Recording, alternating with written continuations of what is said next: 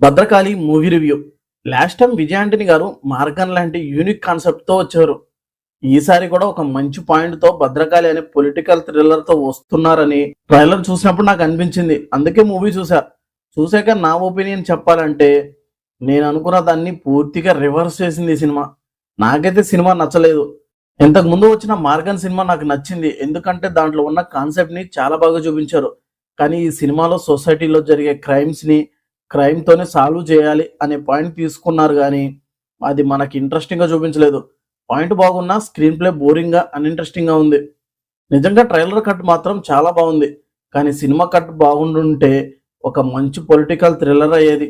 నాకు ఏ జోనరా సినిమా అయినా చూసేటప్పుడు బోరు కొట్టకుండా ఉంటే చాలు, కానీ ఈ సినిమా చాలా చోట్ల బోరు కొట్టించింది.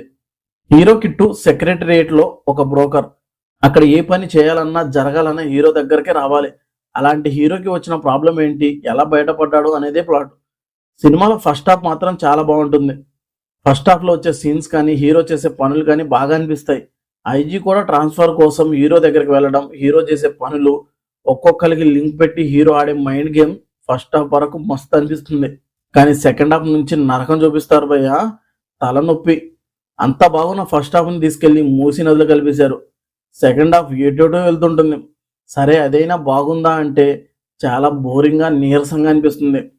ఎందుకురా ఇంత సాగదీస్తున్నారు సినిమాని అన్న ఫీలింగ్ కూడా వస్తుంది. క్రైమ్ ని అంతం చేసే ఐడియా బాగున్నా ఎంత సింపుల్ గా చూపించారంటే హీరోగా ఏదైనా చేసేయచ్చు అనేలా అనిపిస్తుంటుంది. అసలు సెకండ్ హాఫ్ ఎటు పడితే అటు తిప్పి సినిమాని నాశనం చేశారు. పొలిటికల్ డ్రామా కాబట్టి ఎత్తులకు పై ఎత్తులు ఉండాలి, కానీ ఇక్కడ ఏముండవు. హీరో ప్లాన్ చేస్తాడు, అయిపోతుంది అంతే. హీరో కంబ్యాక్ ఇచ్చి విలన్ ఎదుర్కోవడం చాలా సింపుల్ గా అనిపిస్తుంది. ఆల్మోస్ట్ హీరో పని అయిపోయింది అన్న టైంలో కంబ్యాక్ ఎలా ఉండాలి, కానీ చాలా సింపుల్ గా అయిపోతుంది. రొటీన్ రెగ్యులర్ సినిమా లాగా ఉంటుంది. ఎంతమంది పోలీస్ ఫోర్సెస్ ఉన్నా, ఎంత పవర్ ఉన్నా హీరోని ఏం చేయలేరు. హీరోకి ఎలివేషన్ స్టార్స్ చాలా ఉంటాయి, కానీ ఒక్కటి కూడా పేర్లేదు. అసలు ఒక మంచి స్ట్రాంగ్ సీన్ కూడా లేదు సినిమాలో ఎమోషన్ పాయింట్ కూడా అంతగా వర్కౌట్ అవ్వలేదు. సాంగ్స్ అండ్ బీజిఎం ఓకే, కానీ సినిమాటోగ్రఫీ చాలా బాగుంది.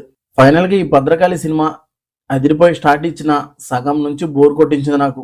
మీరు చూసి మీకు ఎలా అనిపించిందో కమెంట్ చేయండి. ఈ రివ్యూ నచ్చితే లైక్ చేయండి. మళ్ళీ నెక్స్ట్ వీడియోతో కలుద్దాం. Thank you for watching.